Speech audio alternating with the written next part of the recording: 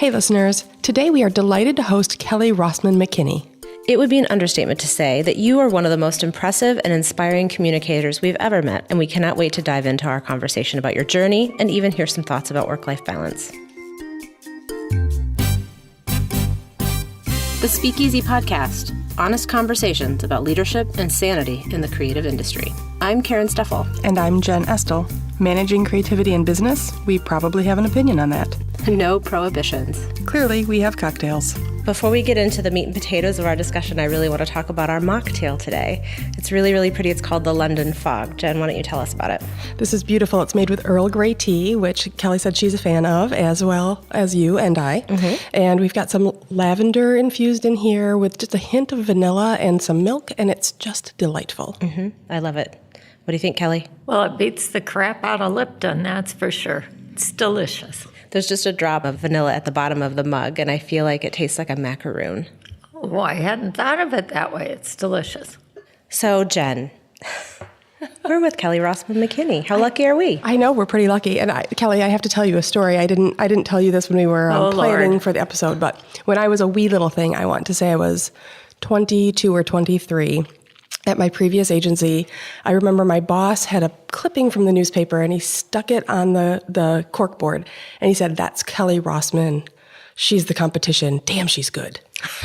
And it's the first time I'd ever heard your name. I didn't know who you were. And I immediately I fell in love and thought, I need to know who that is. Because he was so in awe. And it was a boss I respected, and I just learned so much of that agency. But his tone of voice when he said how much he respected you and thought of you as the competition really set in my mind that must be it. That's making it right there. Ah, that's a very nice story. Was there a dartboard around my picture? There was a dartboard. I didn't want to tell you that part. Not surprised at all. That's the competition. That's very nice. And so I really appreciate it. I love that more than 20 years later, like you're able to still relish in that. That's a very framing conversation for you. It's just such a funny moment because I remember the little hallway we were in with the Herman Miller cubes and what everything looked like and the people who were standing around. It must have been some piece of work you had done, or I don't know even what it was. Some piece of work. Some crazy piece of work, but he was impressed and everybody was watching. Oh, that's great. That's a great story. That was the first time I heard your name. And ever since, we have all been watching you do amazing things in our market and in our state for forever. Yeah, absolutely. Oh my gosh. Forever? Okay, for as long as you've been around, That's true, perhaps. Oh, I love it. Thank you. I appreciate that. You know, and I think we have a lot in common, even though we all have different paths in professional communications. You know, we have Old Town as our business roots in common, right. Certainly. Right. EC3 mothers. That's true. At different times, and certainly being business owners. Well, absolutely. And, you know, my office for many years was just 2 blocks north of here. I think the office totally has moved 5 times since I first started, which was at my kitchen table, literally. When I started my first business in '88, fax machines were just starting to come into vogue. Mm-hmm. Cell phones really weren't around for another year or two, and even when they did come out, they weren't they were mobile phones, and they weren't that mobile. They were the size of a good car battery, and you lugged it around. And so the aspects, the tools of our trade have changed substantially over the years. Substantially. But the work we do, which is identifying the message, delivering the message, identifying your target audiences, all of that is the same. The only thing that's really changed are the tools and the way you deploy those tools. When I started in '88, there was really only one full-time PR firm, and it was Publicom. It was headed by a guy by the name of David Hayhow, and I tried to get a job there, not once, not twice, but 3 different times, and never got hired. So it also shows that, you know, you have to have perseverance, because despite the fact that I never got hired there, I started my own PR firm and didn't remember when I was starting my firm that, wait, the biggest PR firm in town didn't hire me. What the heck do I think I'm doing? And here we all are. Exactly. Some form of being the boss, right? Well, yeah. Yeah, but I got to tell you, being the boss, although it sounds cool, I'm sure both of you would admit it's really a crappy job a lot of the time. That's kind of what our podcast is about. When you're the boss, you're no longer doing primarily what you started your business to do. Right. You're now managing the business. And I don't know about you, but I never took a business class in my life. Nope. And I spent a lot of time learning hard lessons because I didn't know business. Now, I learned from great people, but those are the mistakes that I really remember. I had a business partner at one time, Roger Martin. He left the firm. Boy, did I learn some lessons there. I mean, you just learn. They do leave an impression. Those little scars that you get along the way. What do you think are some of the hardest lessons that you've had to learn along the way, whether that's been in the iterations of your PR agency or other things? Oh, hardest lessons. Well, really, the lesson that sticks with me the most is how hard it is to grow and manage growth. That is much harder than managing downsizing. Downsizing is hard. Emotionally hard. Emotionally hard. You have to make hard decisions that impact other people's lives. But managing growth can be a real challenge in a couple of ways. When you're an entrepreneur, you like to kind of know everything that's going on in your business. And as your business grows, you have to eventually come to accept the fact that you don't know every little thing about your business. And it took me, no kidding, literally years to become comfortable with that. And that's after, not only did I have a couple of different iterations of my own firm, but when John Truscott and I joined forces in 2011, we did so specifically to build a statewide organization, not really fully appreciating how hard it is to run a shop in Detroit and in Grand Rapids and not physically be there all the time and have people who you trust, who know what they're doing, and then be willing to let go. And I'm a terrible person when it comes to letting go. I don't do it very well. And I think that's a trait a lot of women have. And I say that because I've had a lot of female clients, and they're the biggest nitpickers I've seen. And I think it's because we so closely identify with our business as a business. We don't detach ourselves from our business. And it's hard to do. It took me a really long time to be comfortable with that. It's interesting that you say that because I find that as well. And not only detaching from the business, but getting to the point where you realize someone that you've hired might at a certain point be more skilled at something than you are. And so when I started my business, I felt like I know the things. I know what I need to do here, here, here, here, here. But then as you grow, new skills evolve, new parameters come to play, and someone else might be a little bit more skilled in that arena. So not only do you have to let go, you have to acknowledge that they might have a better idea than you. And so I think that can be a challenge too. Well, it is, but I got to tell you, social media to me was the great equalizer in my world. And that was that suddenly we had student interns who knew more about something than I did. And I was more than willing to go down the hall to where they were to say, show me how to do this. So how does a career change when you go from pagers and fax machines, which is where we were in the late 80s and early 90s, to social media and just the speed of it all, right? How has communications changed in your experience over that course of time? First of all, I liken it to what my grandfather's generation went through in terms of transportation. When he grew up, it was walking or horse and buggy. And before he died, he saw a man on the moon, walking on the moon. And so the communications changes that we've seen, I try really hard to embrace the way my grandfather embraced changes in transportation. And rather than be like, oh, God darn it, one more thing, my grandfather would always say, well, my goodness. And so I try to take that approach. And the changes are gradual enough that it's not like suddenly you go from a rotary dial crank on the wall phone to an i8.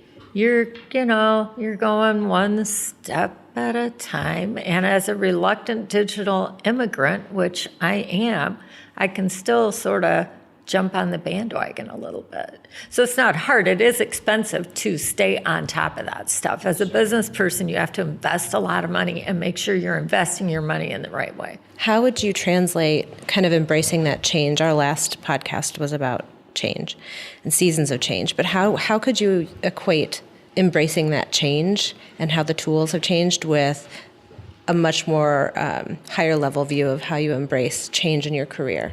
Well, I'm a change addict. I like new things. I am totally comfortable in a new environment. So I never think of change as something you have to adjust to. I view it as just something you do. And in the last less than a year, I went from the CEO of the largest PR firm in the state. I retired. I ran for office, and it was just constant change. I mean, all of that is to say that if you're freaked out by change, man, this is the wrong life to be leading. I mean, the kind of work we do, you have to constantly be on top of things. And I look at the change on our side of the ledger, and I think about the change that reporters who I work with day in and day out have had to adapt to. So they have to, and I see friends of mine who are posting stories at 6 a.m. Who gets up at 6 a.m.? I mean, I used to when I had kids, but who does that now? And they're posting stories from 6 in the morning until 10, 11, 12 o'clock at night. They're trying to beat the competition. Their work is dramatically different, and it's changed so much in terms of the environment in which they're working. So every time I think, oh man, I can't get a handle on this, I look at, the kids over on the journalism side, and I think, well, if they can do it, Mama's got this. If they can handle it, I can figure it out. Exactly. Yeah, you've seen a lot of change. I'm really curious to hear your story about what made you decide to run and kind of what you're doing now, which is so different than what you were doing maybe a decade ago. So I decided to run. I got approached to run for state senate in the 24th district, which is Eaton, Clinton, and Shiawassee County, and then the northeast corner of Ingham, which is kind of Williamston area. And initially I was flattered. I thought, oh, that's nice. And I know how difficult a political life can be. I've worked for politicians. I know it's a terrible lifestyle. But I also felt like I had really done everything I wanted to do in my PR career, that I'd seen the organization grow and I was really comfortable with the place it was. And I didn't want to become complacent. I wanted to still be relevant and to do new things. And it just seemed like a cool, fun idea. And frankly, I was really disappointed in who was representing me in the legislature, both in the House and the Senate. So I retired and I ran, and I was first runner-up in the general. And, I was really glad I did it. I had all kinds of misadventures. I fell down a flight of stairs coming down somebody's second floor flat on a rainy day. Oh, no. Oh, that's just an ass wipeout. What are you going to do, And then I somehow broke my foot, stress fracture from walking door to door. So I had a boot on my foot for about 6 weeks. And then 3 days for the election, I got bit by the meanest dog in all of Shiawassee County. Oh, my. So it took a toll, but I loved doing it. I met so many cool people, and I had such a wonderful time. So I was just starting to rest. Like, this is the Thursday after the election, and AG-elect Dana Nessel called me. Wow. And she'd been a client of mine a couple years ago, and she asked me if I'd help and sit on the transition team. And I thought, well, yeah, I can sit on the transition team. That won't be hard. And it became a very demanding, all-consuming, absolutely exhilarating, exciting thing to do. And she asked me if I wanted to stay, and I was like, no. She asked me if I wanted to stay, and I was like, no. No. And then I realized how much fun I was having. And I thought, what else would I do, really? I love going back to my roots, media relations, and I love not being the boss. Huh. It's weird having a boss to suddenly say, I got to check with the boss. Yeah, I can't imagine that. That's like a new thing for me. Like, I got to talk to the boss. And then I think, I'm not the boss. How cool is that? Is that exciting or frustrating or a little bit of both? Or does it just feel like a huge weight off? Well, a couple of things. It is a huge weight off for anyone who's a business owner. Mm-hmm. You know what it's like, especially on Sunday nights. Sunday nights, every business owner I know can't fall asleep on Sunday night. Every business owner I know. And that's because you're worried about the next week. You're worried about money coming in. You're worried about money going out. You're worried about deadline. I mean, being a business owner is being in a constant heightened state of worriness. Yeah. Not to mention if you're a mom at the same time whose kids are still at home. So you've got that additional Can I just take a moment to thank you, because it feels really good and validating to hear that from someone else. Oh my God, it's just, no, seriously. I don't think business owners talk enough about how challenging it is. Business owners really get portrayed as this sort of brutal, insensitive class of folks, when my experience is just the opposite. Yeah. I don't know a business owner who doesn't agonize over tough decisions that they know will impact someone's life. I don't know a business owner who doesn't agonize over decisions like, can I afford to invest in this new piece of equipment? You know, you just do. Well, I'm now in a job where I don't really have to worry about any of it, and it's quite freeing. And I don't mind not being the boss. I love being in a really collaborative setting where there are a bunch of us who are equals, except my colleague David Kniezek, who's government affairs director. He and I are the only non-attorneys on the executive team, and we're reminded of that constantly because sometimes we have no idea what everybody else is talking about. But I don't worry. I don't make the hard decisions anymore. I tell other people about the decisions we've made.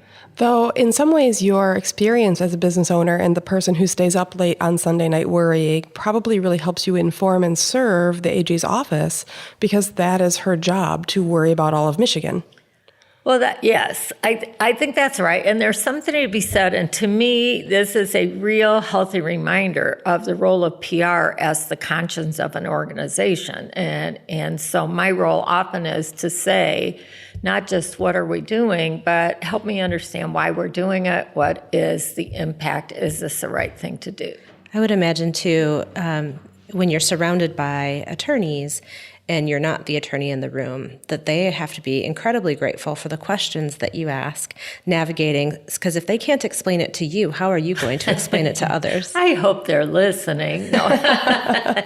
Well, you know, we view our role as translators, and it is hard to, you know, push back and say, okay, what does that mean? And we use I say we use the Aunt B rule. Does Aunt B understand it? And if I don't understand it, how am I going to be able to tell it to anybody else? Sure. Absolutely. You know, so it is. You're basically in our comm shop, and Dan Olson, who's a member of CMPRSA as well, he's on our team. We just recruited a young woman who was a student of mine at Grand Valley State. She starts full-time in May, but she's already on board part-time. And we've got, you know, our job. We view our job as translators. And then, of course, they're the social media gurus. And I just say, can you make that look pretty? Will you put that on and make it look pretty? I think what's really great, though, but even though you're being modest and or self-deprecating, the standards that you're going to hold to communicate something to the public doesn't change just because the tool is social media. No, you're so right. You're still teaching them. Oh, yeah. The standards are, in my opinion, higher, because we're in an environment that is legal in everything we do and say. can be problematic if I use the wrong word. I mean, for PR folks, for example, it was one of my many learnable or coachable moments where I was being coached. And that is, I would never think twice about saying, oh yeah, we're investigating that. Well, in the AG's office, if you say that, you're talking about a real honest-to-God investigation. It's like a thing. You don't throw the word around. So from a PR perspective, it took me several weeks to realize, oh, wait, hey, this is a whole new gig. I get it. Fun. It's kind of fun. Yeah. Yeah, it's a lot of fun. So you don't have to pitch the story. It is a story automatically. Right. I haven't had to pitch anything in a while. Yeah. I hope I don't lose my moxie on that. Yeah. I don't think you will. That's just a guess. So I don't think so. I like what you said earlier, too, about, in your PR world, you had accomplished everything you wanted to accomplish. You felt like you got there with Truscott Rosman, and it was time for the next thing. I don't know, that seems like a pretty good feeling like you made it. That feels like a really big high five. Yeah, you got your to-do list done. Thank you. Okay, well, part of it was that, and part of it was, this is sad. Oh. Because you don't want to be at a plateau. Sure. You don't want to be at a point where you're like, it's not exciting anymore. But so it was kind of getting to that point where I feel like I've really done. I'm starting to look at stuff, and I'm working on some of the same things I've worked on for a long time. And I just felt like it was time for me to do something new and for new blood in the company. And Truscott was wonderful. He was incredibly supportive. Amazingly so, and we worked really hard to find someone who could kind of step in at my level, a guy by the name of Ron Fournier, who was the publisher of Crane's Detroit Business. My biggest disappointment was our inability to find a woman who was really in the right place at the right time to come in. That was a disappointment to me, and I blame myself that I didn't mentor enough women. On the other hand, I look at the women I've mentored, and they're all in really good places, getting paid lots of money by clients we used to serve. So I feel like, okay, maybe I did do a good job. Yeah. I guess how do I even phrase this? The landscape for women feels different than it was. Oh, heck yeah. And you've seen a wide variety of landscape, and you've seen your own brouhaha about being a woman in the industry, having names hurled at you, having people not believe what you say. Is it the same now as it was, or not so much?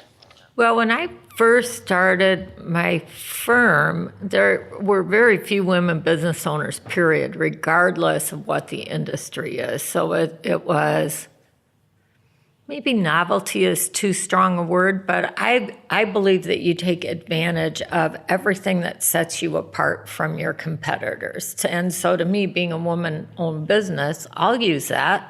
Mm-hmm. I'll use that all day long if it helps get me in the door.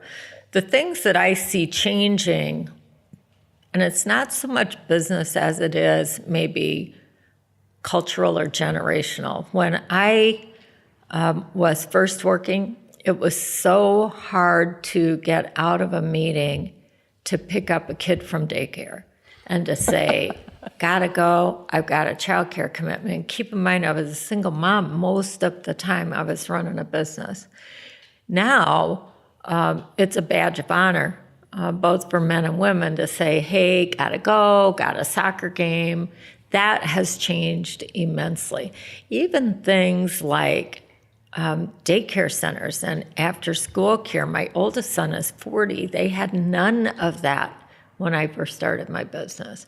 And now it's prolific, which is wonderful because part of the stress of being a working mom was figuring out the logistics of where does your kid go when you have an 8 a.m. meeting and school doesn't start till 8:30. I think goodness for all the women early in my career who were stay-at-home moms and welcomed my son in as, their kid after school or their kid before school, because how else do you do it? Yeah. I have no idea. I look back and I don't know how I did it. Figuring out the logistics is still complicated, but we have access to more resources. to manage those logistics. There is before and after school care. My goodness, I don't know what I would do without MSU having a nice pool of sitters. And things like that. The best situation we ever came across came as a result of my speaking to a PR class at MSU. And it was one of those big lecture classes. And there's a line of students coming up and talking to me afterwards. And one of the young women said, "You mentioned you have 3 kids, and I'm a nanny during the summer, and usually I'm in Chicago, but I'm staying in Michigan this summer." So we hired her. And then for the next, I want to say 5 or 6 years straight, we had her and then one of her roommates and then her roommate's sisters. So we had this whole group of girls who knew my kids. They could drive. They could take the kids swimming at MSU. I mean, my kids were in 7th heaven. Yeah, absolutely. It was a wonderful thing. And, working moms, it's hard. It just is. And let me just dispel the myth that there's work-life balance. I was just going to ask you that. Total bull. Total bull. I don't know who said it, but it's work-life balance is like a teeter-totter. And I'm one of those people who I think is blessed with being able to compartmentalize. So I don't think of my kids if I'm at work. I try really hard not to think about work when I'm with my kids. I'm not nearly as successful as that. But the bottom line is you're giving your all at work, and so your family's out of balance. And then you're giving your all with your family, and your work's out of balance. It's not a balance. It's like a teeter-totter going back and forth. And to imply to anyone that you can have a work-life balance, I think is so unfair, so unreasonable, and it creates an expectation that frankly cannot be met. Well, we've done some podcasts about that, and I think we used teeter-totter and like roller coaster. We used roller coaster, and you even talked about surfing. The surf comes in and out, and if you're standing on the board, you have to do these micro adjustments so that you don't fall. And I feel like maybe I would just drown. It all sounds like pretty much a barfable moment, right? I mean, seriously. Well, that's the interesting thing about being a working mother, and the interesting thing about being an entrepreneur is no one tells you at the beginning all these little details, that there is no balance. You are constantly worried. Sunday nights you don't sleep. The things that you've outlined today. Well, you wouldn't do it if somebody told you. I feel the same is true about pregnancy. It's not until after you become pregnant that all of your friends with children go, "Oh, just wait." It's like, why didn't you tell me that before? How because horrible. The population would die out. That's why they don't tell you. It's funny. When I look at when I started my business, I had no insurance. I had like an 8-year-old son who was prone to falling down. I had no insurance. The PR firm in town hadn't hired me. Really, what was I thinking? What do you have to lose at that point? Well, I had a really good job. I quit a really good job. I had a great job with the state, believe it or not, and I quit. And I look back and think, I realize I didn't tell my folks until after I did it. They live out of state, and I'm sure I did that so they wouldn't talk me out of it. Do you remember what made you decide to open your shop? There was a guy by the name of Ned Hubble, who's the PRSSA chapter at MSU is named after. And Ned kind of took me under his wing, and he kept telling me that I should join PRSA, I should get accredited. And then he kept saying, "You can do this." And I was at a point in state government where I was at a dead end. I didn't see that there was any state job I wanted. And so I sat down and I had coffee with like 20 or 30 different people. And 2 of them said, "You should do that PR thing you do." And I didn't even think I did a PR thing. So that's the only advice I heard. I could not tell you what anybody else. I'm sure a couple of people said, "Oh, write it out. You'll be fine. There'll be something else. You're a working mom. You need the job." Nah. Well, I think when you're an entrepreneur and you are risk tolerant, to whatever degree you're risk tolerant, you kind of aren't afraid of the things that, you don't know what you don't know, and those things don't scare you because you don't know. You figure it out. Yeah. I used to say risk averse, and I think it is more risk tolerant. That it's not that you're averse to risk, I think it's more that you're immune to risk. Really, if life weren't risky, where would the fun in it be, We'd right? be frozen. Yeah. It would be so dull. Well, since there isn't any work-life balance, Jen and I were, one of the things we were so excited to talk to you about is, you are our crystal ball. You could give us your wisdom. Oh, what would you like to know? So if Grasshopper. Kelly-san, what should mid-career women business owners be thinking about? We should be thinking about over the next 10 or 15 years. What would you recommend that we let go of?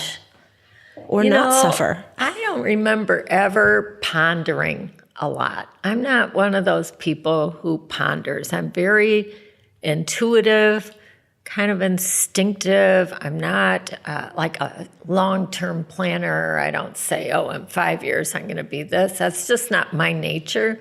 But I do think that there's merit in looking at who you want to be like and who you admire and what you admire about them. Sure, that makes sense. There was a woman years ago in my career, her name was Bev Belter, and she owned a firm called PR Associates. And it wasn't until after I started my PR firm that I even realized that I was emulating her. Huh. And I had done it so instinctively that it wasn't like I said, I'm going to be like Bev Belter. But I had admired her so much that I think by osmosis, I sort of did things the way she must have done them. And I learned from her. One of the things I learned was how to build an exit strategy, because when she left her firm and retired, she didn't really have much of an exit strategy. And as a result, the firm kind of floundered. Well, that wasn't what I wanted to do, and it's hard to figure out that exit strategy, especially when you're in your 40s. In my 40s, I was barely starting a savings account, much less thinking exit strategy. But at some point, you have to say, where is this going to go? None of my kids wanted it. They were like, I had an internship there, Mom. I'm good. It served its purpose. So your advice is to look at people who have done it well that you would like to emulate, or look at people who have maybe shown you a gap and figure out how to avoid the gap? Yeah, think about the people you admire and why you admire them. And I think when something sparks your interest, follow that. It doesn't have to be a linear path. If something sort of pops up, never in a million years did I think I'd come back to state government. I was a recovering state employee for 30 years. It never dawned on me I'd come back. But it's one of the coolest jobs I've ever had. Yeah. So, just kind of be open to possibilities. That's probably the best advice, being open to possibilities and never close any door. Fair enough. I love that. How about burning a bridge? Can I do that? No. No. Burning bridges is so tempting. Oh my gosh, it's so tempting. But in this town in particular, it's a very small town. So you try very hard not to burn bridges. It's not even a good idea to singe them. I try very, very, very hard to not get too upset and not take things too personally. Sometimes you have to. Like when your senator calls you a hooker, which you sort of alluded to before. Now, that was 8 years ago, but, I didn't take that lying down, so to speak. And you got to fight for yourself, right? Yeah. Gosh, I remember that when that happened. That made some good ago. news. It's so hard to believe. Yeah. 8 years ago. And, that was kind of before the Me Too movement and all of that. But this is, for those who don't know, it's my state senator in a news release compared me to a hooker and said that in a news release and distributed it in a news release. Which seems incredibly obviously not the thing to do. Yeah, one would think. Not only that, but how many other people could have said, maybe consider not? Actually, several people did say, don't do that. And he did it anyway. Did it on his own, yeah. And I don't know whether he expected me not to fight back, but, I fought back, and it ended up it was kind of ridiculous. It was like a 12-day story of, he called her a hooker. She said she's not a hooker. I mean, it was kind of ridiculous. But, I had friends. It was a really interesting experience. I had friends who picked up the phone and pulled sponsorships from legislators for events because of what had happened. And then I had other friends call me begging me to make it go away because I was making their job so hard. Oh, sorry. And I remember that. And then you realized who your friends were. Well, you do. You do. You're like, huh, really? Okay. All right, I remember that. Well, my memory of that is that you handled it with grace and made it look like such a nuisance. Not a nuisance in the way that, I guess, just made it look like, why are we having this ridiculous conversation? And also, let's talk about this ridiculous conversation. Yeah. Well, thanks. I'm glad you remember it that way. It got brought up when I was running for office. It got brought up. I mean, it's brutal. For those who consider running for office, make sure you have really thick skin. And make sure you warn your kids to stay off social media, because my kids and my husband were so incensed when they, attacks are typical. Yeah. They hated seeing it. We ran an ad about when I was a single mom and having to, I scrounged around for deposit bottles so I could exchange them for cash to buy diapers. I mean, I was that, kind of paycheck to paycheck. And somebody posted on Facebook, why were you a single mother? Like, what does that have to do with anything? Really? Really? Do you really want to go there? And my kids were incensed. Of course they were. Yeah. But me, I was like, really? That's your life?